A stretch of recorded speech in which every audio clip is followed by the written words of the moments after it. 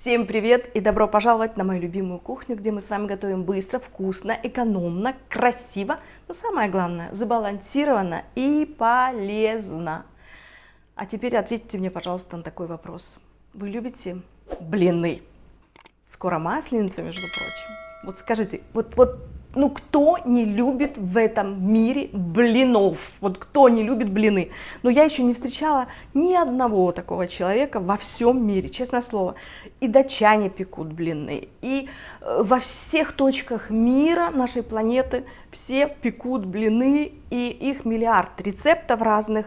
Кто как, кто добавляет молоко, кто добавляет воду. В общем, все любят, но эти блины, они такие калорийные, они такие, их же не съешь один, понимаете. Всегда начинает рука тянуться за вторым и за третьим, а может и за пятым, да. Вот. И, мои хорошие, я, наконец-то, после длительных экспериментов с блинами, с их тестом, я придумала шикарный совершенно рецепт, который простой. Он состоит из 3 ингредиентов, ребята, из 3 компонентов. И делаются они совершенно просто. Ну, конечно же, как все блины, нам нужно немножко постоять их, и пока не выпекаются, занимает какое-то время, да. У меня на канале уже были блины с соевой мукой, с протеиновой мукой. Но вот честное слово, вот этот рецепт обязательно попробуйте сделать, он уникален. Ну что, идемте готовить блины без муки. Для приготовления наших полезных блинов нам с вами понадобится миксер, сковородка, у меня блинная сегодня, лопатка, глубокая ложечка, маленькое полотенце, миска для взбивания наших блинчиков и тарелка, куда мы выложим наши блины. И из продуктов питания немножко растительного масла, 500 мл молока, 2 яйца, 2 столовые ложки кукурузного крахмала и немножечко соли и ванилина. Вот и все. Все просто. А теперь давайте сделаем наше тесто для блинов. Первым делом мы выливаем в миску наши яйца и к ним добавляем крахмал. Затем отправляем ванилин и немножко соли, растительное масло. У меня его вот 2 ложки столовые, где-то так. И теперь мы должны с вами все это хорошенечко взбить миксером, для того, чтобы не было у нас комочков. Отставляем молоко пока. Оно нам пригодится чуточку позже. Ну и начинаем с вами шуметь. После того, как мы с вами убедились, что у нас нет никаких комочков, мы будем аккуратненько вводить молоко.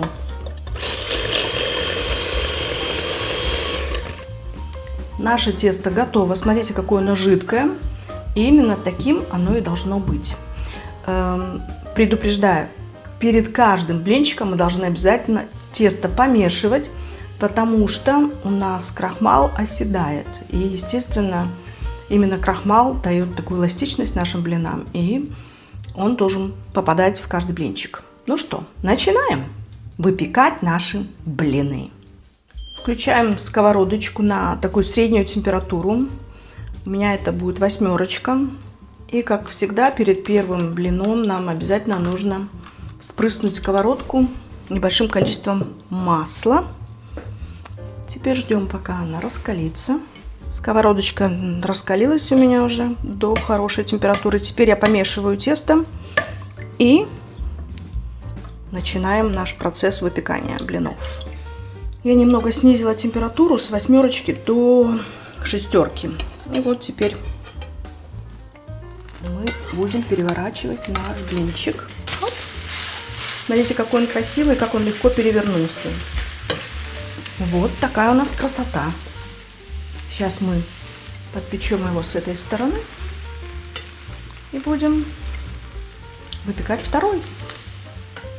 Теперь берем тарелочку и выкладываем наш блинчик. Бум! Вот так вот он выглядит со второй стороны. Чуть-чуть тут дырочки прикрываем. Так. И ждем, пока подрумянится наш блинчик.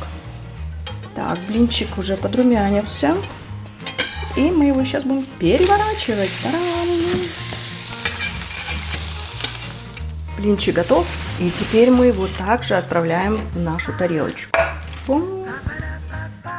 И начинаем выпекать следующий блин. И то же самое мы с вами сделаем со всеми остальными блинами. Включаем плиту и разогреваем ее. Немножечко вспрыснем сковородку маслом.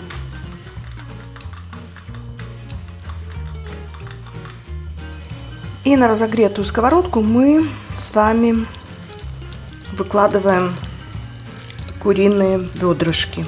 Видите, какие они порезанные меленько. Все сейчас начнет шкварчать. Бедрышки я беру специально не грудку, а именно бедрышки, которые без кожицы и без кости, потому что они более сочные. И получается наша начинка лучше, чем просто с сухой грудкой. Грудка немножко уже прихватилась, и можно добавить лучок. Так, я возьму половинку от этой порции. Это где-то одна луковица такая средняя. Добавлю ее к нашей курочке. Все перемешаем и потушим еще немножечко. И я обязательно сейчас все это посолю, поперчу. У меня такие специи: сушеный чеснок, чили, какая-то морская соль. В общем, специи берите по своему вкусу. То, что вы любите, то и добавляйте. Все это еще раз перемешаем и доведем до готовности. Курочка наша обжарилась. Смотрите, какая она красивенькая. До золотистого такого цвета мы ее довели. Вся жидкость испарилась.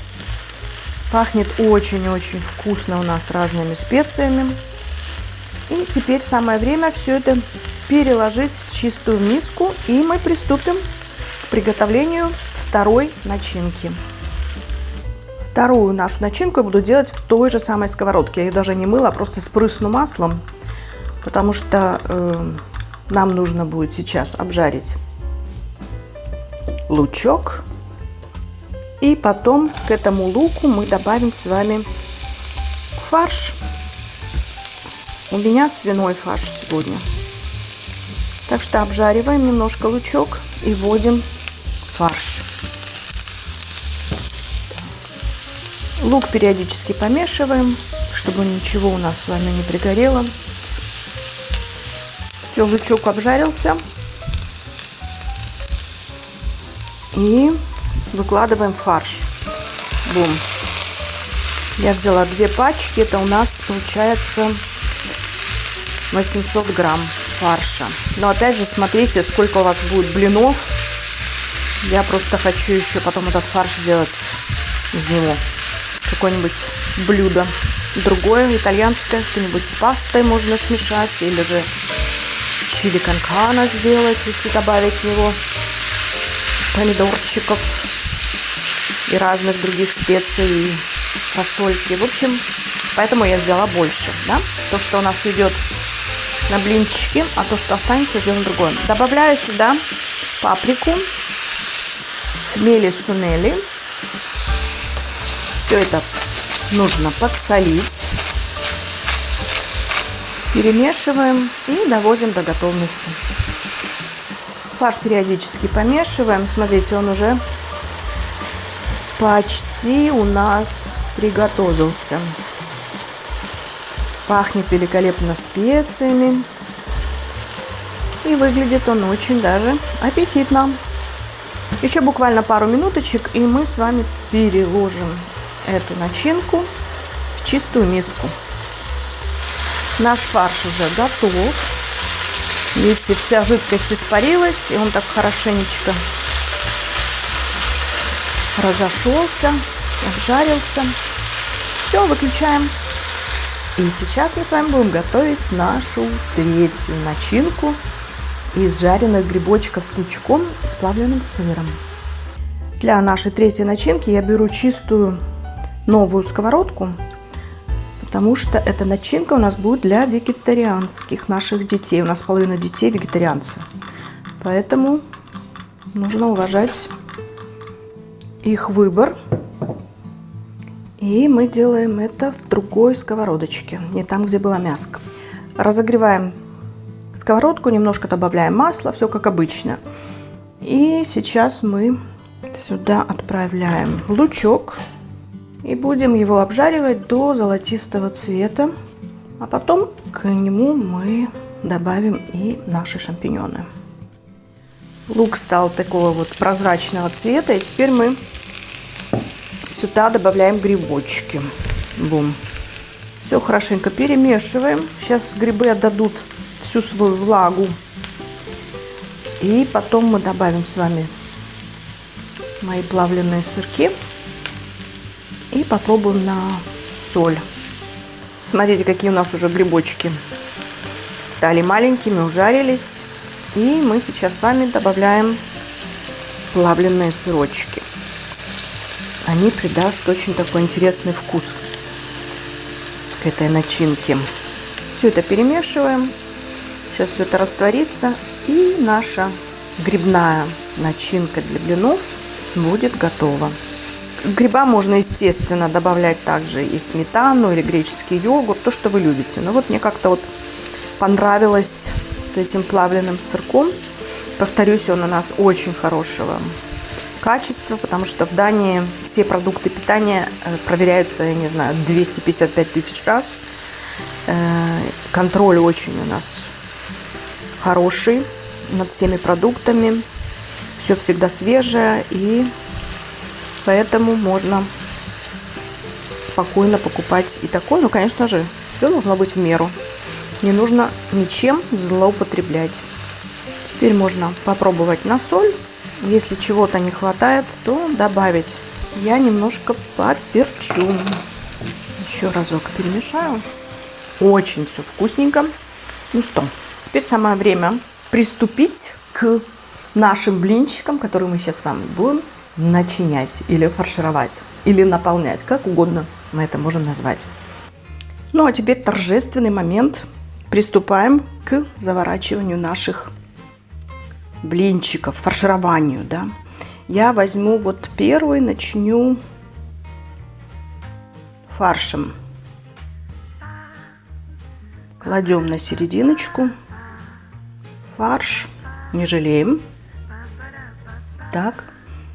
И сворачиваем как угодно, конвертиком, что вам больше нравится, как вы привыкли, так мы и складываем. Я как-то привыкла вот так у меня мама делала и бабушка, когда конвертиком. Так. Та-та-та. Первый готов. Видите, эластичные, ничего не рвется у нас под руками. Все прекрасно. Второй я делаю вегетарианский с грибочками. Так.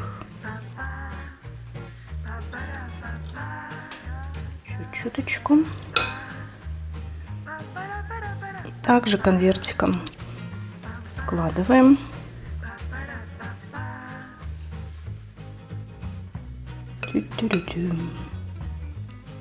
Вот такой красавец у нас получился. Третий мы сделаем с курочкой.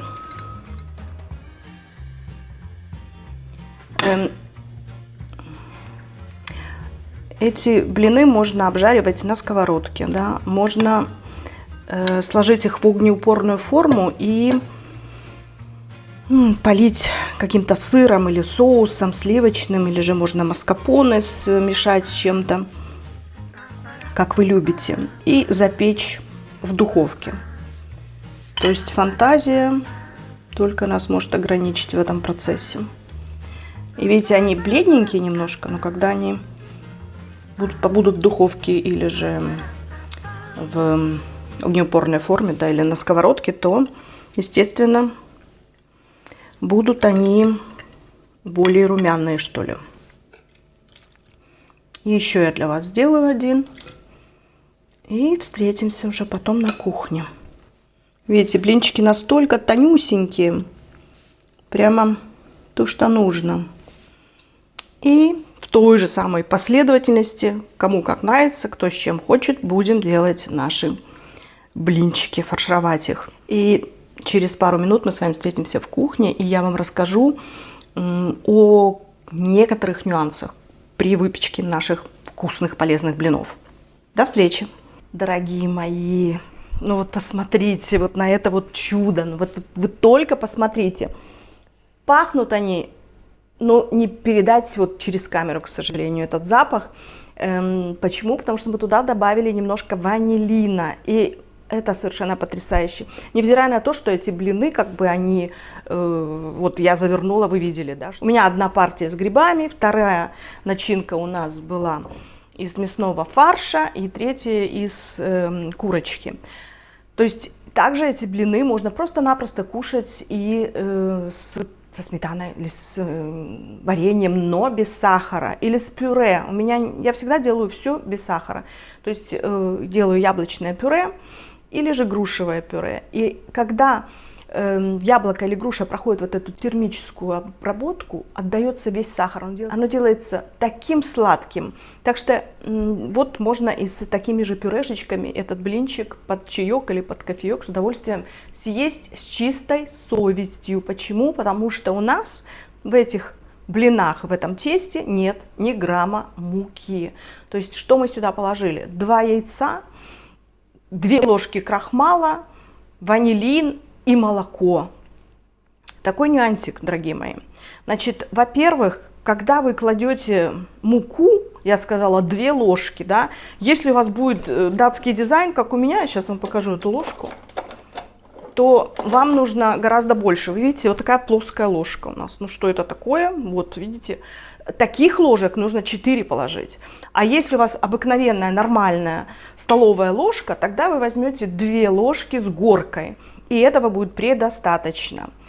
Такой нюанс, да? И второй момент. Обязательно при каждом выливании блинчика на сковородку вы должны тесто помешать. Почему? Потому что крахмал, он оседает, и у вас получится одно молоко, и, естественно, вы потом будете говорить, вот, у меня ничего не получилось, что-то такое, прямо все побулькало и все выбросило. Нет, нет, все прекрасно получается. Вы видели, как я их выпекала.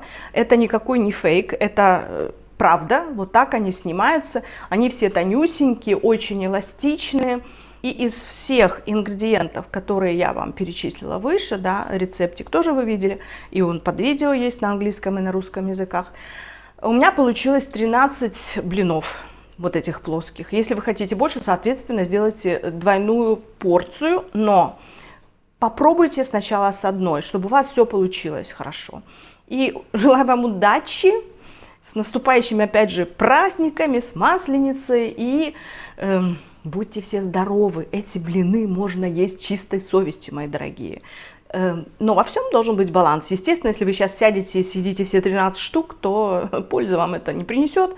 Поэтому делаем так, как это нужно, ко всему подходим с умом, с осознанностью прежде всего. И помним о том, что мы едим, чтобы жить, а не живем, чтобы есть. Дорогие мои, спасибо, что и сегодня были у меня в гостях. Спасибо, что вас становится у меня больше и больше всех. За комментарии вас благодарю. Ну, а те, кто еще не подписан, пожалуйста, подписывайтесь. Буду вам очень за это признательна. Будьте все здоровы еще раз. Мира вам, всех благ и до новых встреч, до новых вкусных, полезных рецептов. С вами была ваша Виктория. Пока!